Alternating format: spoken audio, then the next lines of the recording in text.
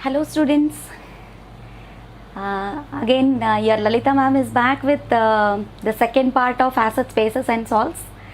In the first part of acids, bases and salts, we have learnt about chemical properties and physical properties of acids and bases. Okay, in the second part of this video, we are going to learn about the concept of pH and we are going to learn about different types of salts that are obtained from common salt. Okay, so without any delay, let us move on to the video. Okay, acids, bases and salts part 2. Acids, bases and salts. Okay, part 2. Right, dear children? You just go through all the concepts, and these concepts elaborately we are going to discuss, so that it will be very much useful for you for your preparation of IIIT Basara entrance exams. Okay, right? So second part of acids, bases and salts, we are going to learn about the concept of pH. What is pH? Okay, concept of pH. So in order to find the relative strengths of acids, bases, we are going to use the concept of pH. The concept of pH was first introduced by the scientist named Sorensen. Okay, Sorensen is the name of the scientist who invented the concept of pH, and pH is a scale or a measurement which is used for us to identify the relative strengths of acids and bases. Okay, that means how strong the acid is or how weak the acid is, that you can decide based on the concept of pH. So it's a scale to measure the relative strengths of acids and bases. Okay, so pH is equal to what? Minus log of H plus is called as pH. It is defined as what? Negative logarithm of H plus ion concentration. Negative logarithm of H plus ion concentration is called as what? pH. Okay, so pH is defined like this. Here, what is H plus ion concentration? We all have learned that acids are made of what? Yes, hydrogen ions, isn't it? All acids have hydrogen ions are there in common. So H plus ion concentration means the amount of H plus ions that can be released when 1 mole of an acid is made to dissolve in water. Okay, when 1 mole of acid is dissolved in water, the amount of or the number of H plus ions that can be released, okay, that you call it as what? Its concentration. So H plus ion concentration means what? It is the number of, this you are going to indicate like this with square brackets. Okay, that means what? Molar concentration of H plus ions. Okay, now what does this H plus in square bracket indicates? Molar concentration of H plus ions. You call it as hydrogen ion concentration. Okay, so all acids are having what? H plus ions. Okay, so in order to find the relative strengths of H plus ions, in order to find the relative strengths of acids, we should be very much well known about the amount of H plus ions that are going to be released when 1 mole of an acid is made to dissolve in water. Okay, so H plus ion concentration you have to check. Generally for acids, okay, pH is always less than 7. Okay, that means H plus ion concentration, okay, it should be greater than 10 power minus 7. Okay, H plus ion concentration, if it is more than 10 power minus 7, then the substance is considered to be acidic in nature. Okay, same like that, if you are going to take H plus ion concentration, if it is found to be less than 10 power minus 7, the substance is said to be basic, and for this pH value will be greater than 7. Okay, and for neutral substances, H plus ion concentration is equal to 10 power minus 7. Okay, then you call it as neutral, and for that pH value will be exactly equal to 7. So if pH is equal to 7, you call it as what? If pH is equal to 7, you call it as a neutral substance. pH is greater than 7, okay, it will be basic, and pH if it is less than 7, it will be acidic. Okay, so this is how you are going to identify the strength of relative strengths of acids and bases. The less the value of pH, the more acidic the substance will be. Okay, there are certain substances which we use in our daily life where pH is equals to sometimes 0 and sometimes pH is equals to 1 or 0 point something like that. That means the value of pH, if it is very less, the strength of acid is very high. Okay, the less the value of pH, the less the value of pH, okay, now the less the value of pH, the more will be the acidic strength. Okay, now the more will be the acidic strength. So you have to remember like this. Okay, so very less pH value means more acidic it will be. Like you can take the examples of batteries. Car batteries will be having certain electrolytic liquids. Okay, that electrolytic liquid is considered to be what? Acidic in nature, whose pH is almost equal to 0. Okay, so that is highly acidic. Okay, concentrated you call it as, means H plus ion concentration is very less. Okay, then you call it as what? Acidic substances. Okay, so you just forget about H plus ion concentrations and all. Okay, so you have to remember, if pH is greater than 7, okay, then the substance is basic. If pH is equal to 7, the substance is acidic, and if equal to 7, the substance is neutral, and if pH is less than 7, the substance is acidic. Okay, you have to remember like that, right? So this is regarding the concept of pH. Okay, so like that you have based on this concept of pH, you will be having small numericals will be there, which we will be doing in the objective part. Like in the third part of this video, we'll do small numericals based on the concept of pH. Okay, and then now we have to move on to pH of the substances in daily life. What is the use of this concept of pH in your daily life? Where you are going to use this concept of pH in your daily life? Okay, so you have to understand this. Yes, concept of pH can be used in our daily life in the process of digestion. Okay, now in the process of digestion, see, for the process of digestion to happen smoothly, okay, HCl has to be released into our stomach. Okay, gastric juices, and along with that HCl will also be released into our stomach. Okay, that means actually HCl is what? Hydrochloric acid. Hydrochloric acid is acidic in nature. Such a strong acid is being produced in our body, in our stomach, in order to make the digestion process very quickly. Okay, so please understand this point carefully. Okay, sometimes we feel burning sensation in our stomach. Why we will feel burning sensation in our stomach? Okay, why we feel burning sensation in our stomach?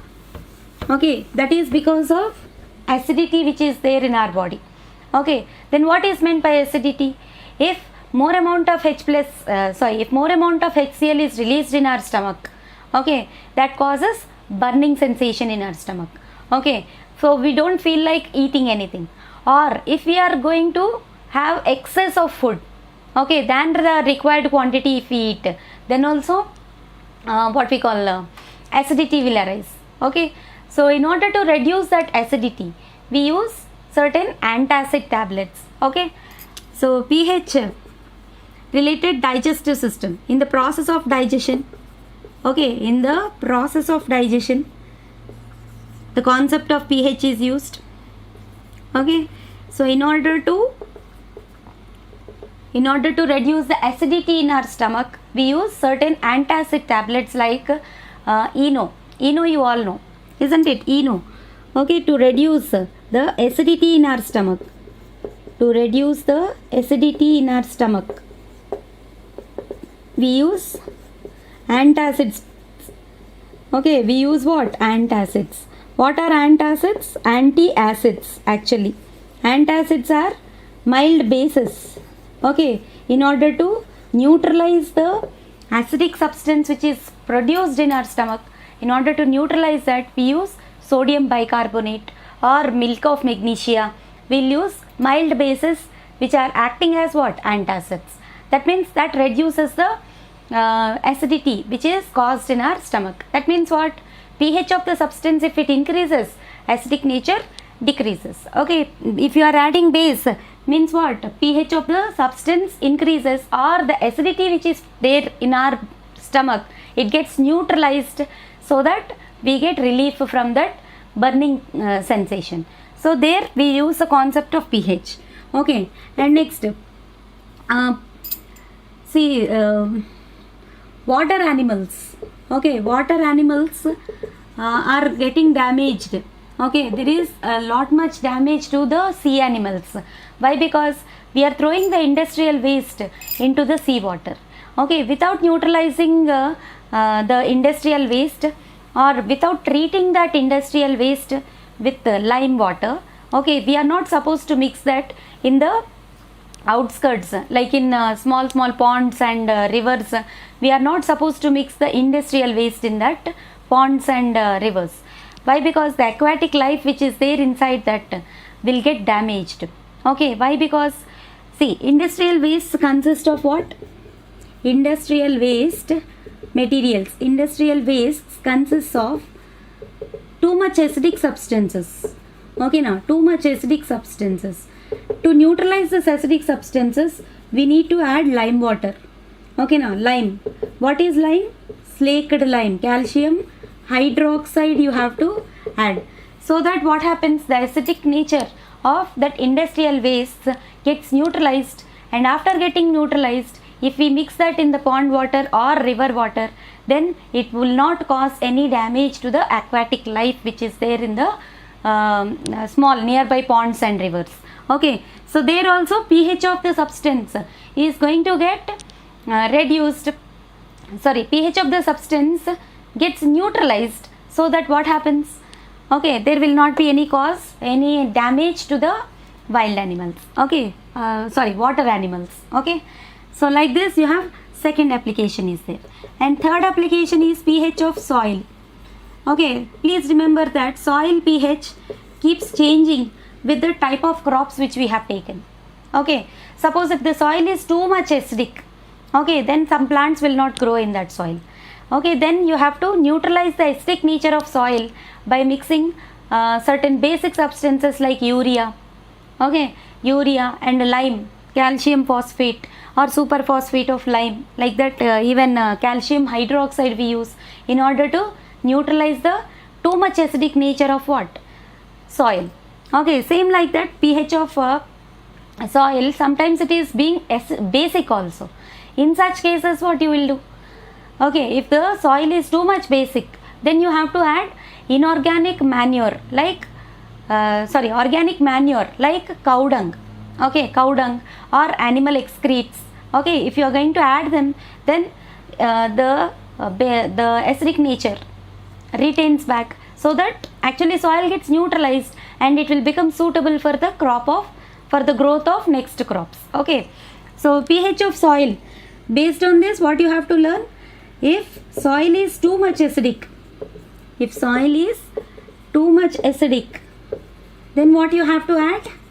In order to neutralize it, you have to add urea. Okay, urea and lime. Urea and lime you have to add. Suppose if the soil is too much basic, okay, now if the soil is too much basic, then what you have to add? Then add cow dung. Okay, now cow dung or animal excrete. Cow dung or animal excrete you have to add, so that in order to neutralize that soil acidic nature or basic nature of that soil, you have to add like this. Okay, so these points you will be getting in objectives, my dear children. Okay, where you are using the concept of pH or using the concept of neutralization in your daily life. Okay, so like this. And tooth decay, you all are aware of tooth decay. Why tooth decay occurs? Okay, why tooth decay occurs? Because if we are going to eat sweet tasting foods, okay, then pH of saliva decreases. Okay, the lactic acid which is present in our saliva decreases, so that it starts to act on the enamel of our teeth. Okay, now it starts to act on enamel of our teeth, then teeth enamel gets damaged, which causes damage to our even teeth also, as well as we get stinking smell also. Okay, so tooth decay, concept of tooth decay. Why tooth decay occurs? When we eat sweet tasting foods. Okay, sweet tasting foods damage the teeth enamel. Okay, sweet tasting foods damage the teeth enamel. What does teeth enamel consist of? Teeth enamel, okay, now the coating, the white color coating which is there on our teeth. Okay, teeth enamel consists of what? Calcium phosphate will be there, Ca3PO4 taken twice. This calcium phosphate starts to decompose, okay, when we are eating sweet tasting foods. Why it happens like that? In saliva lactic acid will be there. Okay, pH of saliva decreases. Okay, pH of saliva decreases, lactic acid will be there. pH decreases if you are eating sweet tasting foods. Okay, pH becomes less than 5.5. Okay, pH becomes less than 5.5. Then what happens? It starts attacking your teeth enamel. Teeth enamel consists of what? Calcium phosphate. Now, if it is attacking the teeth enamel, that causes tooth decay. Okay, and your teeth also gets damaged. So this is also the concept of pH, where we are using it in our daily life. Okay, and next you are going to have one more important point, that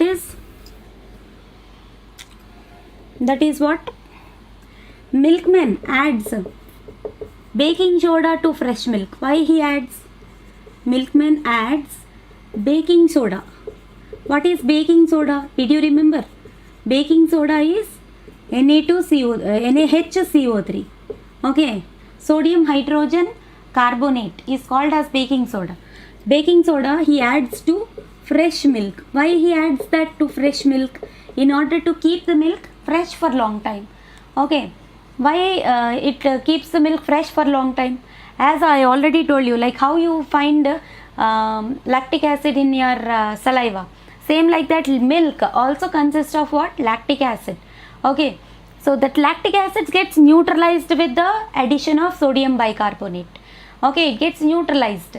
Once the lactic acid gets neutralized, the pH of saliva increases and acidic nature decreases. Okay, once if it gets neutralized, there is less chance for spoiling of milk. That's why milk remains fresh for long time if you add baking soda to fresh milk. That's why milkman adds baking soda to fresh milk. Okay, this is also one of the important applications of what? pH or neutralization reactions. Okay, and next you have certain plants like dog plant and nettle plant. Okay, dog plant, if you are going to touch that plant, we are going to get burning sensation or skin irritation we will get. That is because of what? Release of formic acid into our skin. Even red ants release formic acid into our skin. Look at this point, red ants. Okay, what they release? Formic acid into our skin. Formic acid. Okay, so because of this we get what? Our skin gets burning sensation, skin irritation you will get. Okay, so red ants, if they bite us, the bite of red ants is acidic in nature. Formic acid it will get induced into our body. In order to reduce this burning sensation, we have to rub the area where red ants bite is there. You have to rub that area with soap solution. Okay, so here what is happening? It is acidic in nature and soap solution is what? Basic in nature. So in order to neutralize the harmful acid which is released by red ants, we are using the remedy. Remedy is what? Soap solution. Okay, now remedy is, for that remedy is what? Soap solution. Okay, so this is also one thing. And sting of wasp. Sting of wasp is basic actually. For this you need to treat this with vinegar. Okay, stinge of wasp is basic. Wasp. Okay, in our daily life we see wasp. Okay, a big kandiriga type. Okay, so stinge of wasp is basic. In order to neutralize the basic nature of the stinge, okay, we used to apply a little amount of vinegar in that area, so that what happens, that basic nature gets neutralized with vinegar. Vinegar is acidic in nature, it is acetic acid. Okay, so that pH decreases and it gets neutralized, so that we get relief from that pain. Okay, same like that you have lot many examples where the concept of pH is being used in our daily life. Okay, in order to make your skin tone more even tone, okay, we use a substance called what? Lactocalamine. Okay, lactocalamine is what? Zinc carbonate.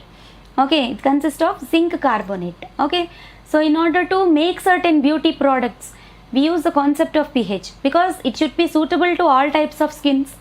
Okay, same like that we have to prepare certain medicines as well as body lotions. All these are prepared based on the concept of pH only. Okay, or based on the concept of neutralization. Okay, for the ad which is there, like in Dove ad, if you see, it will be checked with the color change with the pH paper only. Okay, so if the soap is too harsh, which consists of too harsh chemicals, okay, then if it turns to dark blue color, more basic it will be. Okay, which is not suggested for our mild skin. So accordingly, based on the pH value which suits to our skin, we have to choose that particular cosmetic substance. Okay, so making of cosmetics, making of pharmaceuticals, making of medicines, all these are based on the concept of pH only. Okay, so that's why the concept of pH or the concept of neutralization is very much important to learn in our daily life. Okay, right. So next we'll move on to the salts, family of salts. What are the different types of salts that are obtained from common salt? Okay, salts are produced in what way? Salts are produced by neutralization reaction. Okay, now neutralization of acid and base to give salt and water. Okay, so acid plus base gives rise to what? Salt and water. This is called as neutralization reaction. Okay, here salt is formed. Okay, if the acid is strong and the base is weak, okay, then the so formed salt will be acidic in nature. Suppose if the acid is weak and the base is strong, okay, if the acid is weak and the base is strong, then the so formed salt is basic. Okay, and if both are weak, or both are strong, actually if both are weak, here no salt hydrolysis will take place. No salt hydrolysis means salt cannot be hydrolyzed. Salt hydrolysis cannot take place. Okay, if both are strong, like acid is also strong, base is also strong, then the so formed salt will be neutral salt. Okay, so in case of first case, if you go for an example, okay, if you go for an example where acid is strong, base is weak, okay, like you can take the example of HCl reacts with NaOH, base is weak, means NH4OH will take. NH4OH means ammonium hydroxide. Then you will be getting what? NH4Cl, okay, plus H2O. Okay, the so formed salt is what? Acidic salt. Acidic salt. Suppose if you take the example for the second case where acid is weak and base is strong. Acid is weak. For that we take the example of acetic acid, which is considered to be weak acid. Okay, and the strong base is NaOH. The so formed salt is what? CH3COONa, sodium acetate plus water. This is basic salt. Okay, because base is strong Acid is weak. In order to make the salt with neutralization process, here base taken is strong, acid is weak. So the resultant salt is basic in nature. Okay, if you take for the both to be weak, means I take weak acid to be CH3COOH plus weak base is like NH4OH, then you will be getting CH3COONH4. Okay, CH3COONH4, ammonium acetate will be formed and cannot undergo hydrolysis. Okay, this salt cannot undergo hydrolysis. Hydrolysis means what? Actually, these salts splits into their ions, isn't it, when they are dissolved in water. But salts like ammonium acetate cannot split in water. That means both are weak. The salt is formed by weak acid, weak base. Okay, hydrolysis will not take place there. Okay, so you have to write like that, and along with that, of course, water is produced. Okay, case 4, if you take both strong, like first example, every time we take this only, HCl plus NaOH gives rise to what? NaCl plus H2O. Okay, here this is neutral salt. The salts which are formed by both strong acid and strong base will be neutral salt. Okay, so like this, salts are produced by what? Neutralization of acids and bases gives you salt and water. Okay, so NaCl, okay, is the common salt, you know. Okay, common salt. Now if you perform the process of electrolysis, okay, electrolysis of brine solution, this aqueous solution of NaCl, you call it as what? Brine solution. If you perform the process of electrolysis of brine solution, you will be getting at cathode, okay, you will be here brine solution means it is aqueous solution. At cathode you will be getting hydrogen gas will be liberated at cathode, and at anode you will be getting chlorine. Okay, now chlorine gas, and you will be getting a byproduct of NaOH. Okay, now byproduct, and this process you call it as what? Chlor-alkali process. This process is called as what? Chlor-alkali process. Chlor-alkali process. Okay, why it is called so? Because chlorine is released and one alkali substance, that is what? NaOH is also released during this process. Okay, so that's why it is called as what? Chlor-alkali process. So you will be getting questions like what is the byproduct which is formed by chlor-alkali process? Then immediately you will be answering, it is the byproduct is NaOH. What is NaOH? Sodium hydroxide. How does it appear? Yes, sodium hydroxide appear in the form of small pellets, okay, like tablets. Okay, and it is basic in nature, you all know that. Okay, and you are not supposed to touch anything with your bare hands, because that causes burning sensation. Okay, so like this, right? This process you call it as chlor-alkali process. Okay, salts obtained from common salts are what? Other salts if you take. Okay, other salts if you take, we come across Na2CO3, which is called as what? Sodium carbonate, which is called as washing soda, you will get. Okay, washing soda. Second type of salts you will be getting from sodium is baking soda. NaHCO3 is what? Baking soda. Okay, baking soda. And you will also be you will be getting even the other types of salts also. If you are going to add some chlorine gas to calcium hydroxide, you will be getting bleaching powder. Okay, bleaching powder. Okay, first let us have an idea about Na2CO3. It is called as what? Washing soda. What are the uses of washing soda? Generally any carbonate salts, okay, like Na2CO3, washing soda, in the name itself it is there, used for washing of clothes. Okay, and the main usage of this is to remove permanent hardness of water. We use both the salts to remove permanent hardness of water. Permanent hardness. You know hard water? Hard water is the type of water which consists of chlorides and sulfates of calcium and magnesium in it. Okay, so by adding these carbonate salts, the hardness of the water can be reduced or it can be removed permanently also. Okay, so to remove permanent hardness of water, okay, hard water means the water which does not give foam or which does not give lather with the soap. Okay, so that is first usage of Na2CO3. Okay, it can be used in fire extinguisher. Okay, used in fire extinguishers. Okay, used in fire extinguishers because CO2 will be liberated. Okay, in order to extinguish fire, carbon dioxide has to be liberated. So this carbon dioxide acts as a fire extinguisher actually. Okay, right, and this sodium carbonate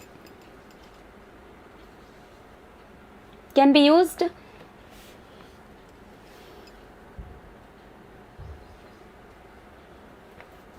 as I told you. I didn't write about cleaning agent. Okay, now as a disinfectant or as a cleaning agent or a disinfectant, it can be used like that. Okay, whereas baking soda, in the name itself it is there. Actually speaking, this baking soda is a mixture of baking powder. Actually you will be getting questions on this. Baking powder is a mixture of what? Baking soda and tartaric acid. It's a mixture of baking soda plus tartaric acid. Okay, now tartaric acid. So what is this tartaric acid? Where do you find this? This tartaric acid is generally the one which is obtained from what we call tamarind pulp. Okay, now tamarind pulp of tamarind consists of this tartaric acid. Okay, so tartaric acid and baking soda together you call it as what? Baking powder. Okay, so baking powder is what? Sodium hydrogen carbonate, NaHCO3. So if you go for the uses are what? It is also used to remove permanent hardness of water. Okay, it is used as a fire extinguisher, as a mild antacid. Okay, mild antacid. Okay, used in fire extinguishers. Okay, it is also used in fire extinguisher in order to extinguish fire with the release of carbon dioxide gas. Okay, and this you will be using in eatables to make cakes soft and spongy. To make cakes soft and spongy, we use baking soda. Okay, so why cakes are made soft and spongy? When you are preparing the dough itself, if you are going to add this baking soda and even a little quantity of vinegar also being added to the dough, then by the mixing of these two substances, it results in the release of carbon dioxide gas. Okay, now carbon dioxide gas which is released gets trapped in the dough. Okay, now it gets trapped in the dough, and that's why the cake, while baking, the cake remains soft and spongy. Okay, so that's why it is used to make cake soft and spongy, and it is used in the process of fermentation. Okay, now in the process of fermentation process, we use baking soda to idli batter or dosa batter, so that for the next day it gets fermented, and then also idlis and dosas also will come crispy as well as soft. Okay, so those are the uses of what? NaHCO3, sodium hydrogen carbonate, sodium bicarbonate. Okay, now let us move on to the one more important salt that is being produced, that has to be learnt about. Okay, which is being given in your textbook, is about bleaching powder. Okay, bleaching powder is produced by what? What is the formula for bleaching powder? Calcium oxychloride is called as bleaching powder. Okay, now calcium oxychloride, CaOCl2, is called as bleaching powder. What are the uses of bleaching powder? Yes, it is used as a best bleaching agent. In the name itself it is there. It is used in leather industries or in textile industries, okay, in order to clean the leather or cloths, okay.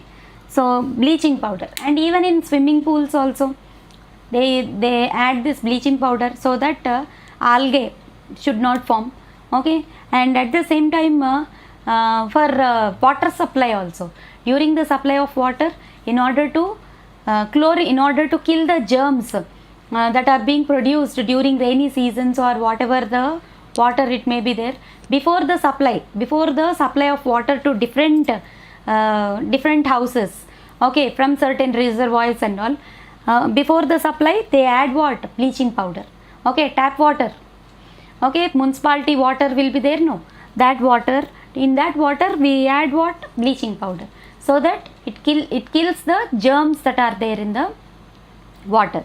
So that you call it as what? Chlorination of water, okay. So this is about bleaching powder. And next you have another salt called as plaster of Paris, okay, plaster of Paris, which is called as what? POP. For this, CaSO4 half H2O. Yes, this is what are the uses of this plaster of Paris, okay. Actually plaster of Paris is obtained from gypsum only. Calcium sulfate CaSO4 2H2O is called gypsum, whereas plaster of Paris is what? CaSO4 half H2O, okay. What are the uses? You all are aware that these plaster of Paris is used for making Ganesh idols, okay, now Ganesh idols, and for treating the fractured bones and all, okay. Fracture, if any fractures are happening, fractured bones and all are treated with plaster of Paris, in order to take molds for your jaws, okay, now for making artificial teeth. For making artificial teeth we use what? Molds of plaster of Paris. Dentists, they will use molds of plaster of Paris, okay. And for making false ceiling, okay, for making false ceiling, nowadays decorative interior decorations and all are happening, isn't it? So in order to have interior decorations, okay, we use plaster of Paris, okay. So many settings you will be finding in Ramoji Film City, okay, and in cinema sets, okay, they use lot many settings, okay. That all are possible with what? Okay, plaster of Paris, okay. So this is very important type of salt, okay. Please understand this point carefully. And plaster of Paris, of course, nowadays Ganesh idols are not we are not suggested to make or we are not suggested to use POP, and Ganesh idols made with POP. Why? Because when they are throwing that in tank bund, okay, this POP is getting accumulated under the that tank bund area, okay, and it is not getting dissolved, okay, and it is remaining undissolved for lot many days, so that it is causing pollution, water pollution, okay. That means what? Plaster of Paris is non-biodegradable. That's why we are asked to make Ganesh idols with clay only, okay, not with plaster of Paris. Even though it looks very good, okay, but still this substance is considered to be non-biodegradable. That's why we are not suggested to use POP articles or Ganesh idols made with POP, okay. So those are the different things you have to remember regarding plaster of Paris, right? And one more thing is, this plaster of Paris has to be always kept in airtight containers. Why it has to be kept in airtight containers? Because it sets itself into hard mass by absorbing water molecules. It is a salt of water of crystallization, absorbs water molecules, okay. It absorbs water molecules from the atmosphere. It absorbs water molecules from the atmosphere and turns into gypsum. Gypsum is a hard mass, you know, and turns into gypsum. Gypsum is what? CaSO4 2H2O. You call it as gypsum, okay. So that's why plaster of Paris always has to be kept in airtight containers, okay. So this is also one important point you have to remember. And next, finally, we move on to water of crystallization salts. What are the different salts? Salts of water of crystallization, Okay, there are certain salts, okay, like which absorbs water molecules from the atmosphere but does not turn into liquid state. Okay, they remain to be like powdered state only. Water of crystallization. Okay, water of crystallization salts. Okay, salts of water of crystallization. So first example is what? CuSO4.5H2O, which is called as what? Blue vitriol. CuSO4 5H2O, blue vitriol. Okay, FeSO4 5H2O. FeSO4 5H2O, you call it as green vitriol. Okay, green vitriol. And then you have zinc sulfate, ZnSO4 7H2O, sorry 5H2O, you call it as white vitriol. Zinc sulfate is white vitriol. Okay, and you have Epsom salt is there. Epsom salt, MgSO4.7H2O, MgSO4.7H2O, you call it as what? Epsom salt. Okay, Epsom salt. This is also salt of water of crystallization. That means in these formulas you are finding .5H2O, .7H2O, something like that. Even CaSO4.2H2O is called as gypsum. Okay, gypsum. So these salts are water of crystallization salts. Means what? Salts which absorb water molecule from the atmosphere. Okay. Actually, if they are in sealed containers or sealed airtight containers, if they are there, they appear to be like colored like this. Or if you are taking them out and heating them, or if you are leaving them or leaving them to the atmosphere, then you will find different types of changes are observed in that salts. Okay, like if you take copper sulfate and heat it in a test tube, okay, then you will be finding the blue colored copper sulfate turns to white, and you will find water droplets are formed on the walls of the test tube, which indicates that what? That particular salt consists of water molecules, and that water molecules are coming out when you are heating that salt. That's why such kind of salts which are having water molecules hidden with them. Okay, now water molecules are hidden inside them. Okay, you will not find the salt to be in liquid state. You will find it to be in solid state only. Water molecules are hidden in them. They are being absorbed from the atmosphere and they are hidden. Okay, that's why such kind of salts are called as what? Water of crystallization salts. And if you are going to heat them, you will find the water droplets are formed on the walls of the test tube.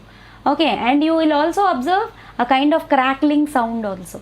Okay, so this kind of observations you will make for salts of water of crystallization salts. Just remember what are the different salts which you have which comes under water of crystallization. Okay, so this is all about different types of salts which is there in our class 10 textbook. Okay, so I request all the children to just go through the textbook. Happy learning. Okay, thanks for watching, and I always say your hard work is your superpower. Thanks for watching. Bye.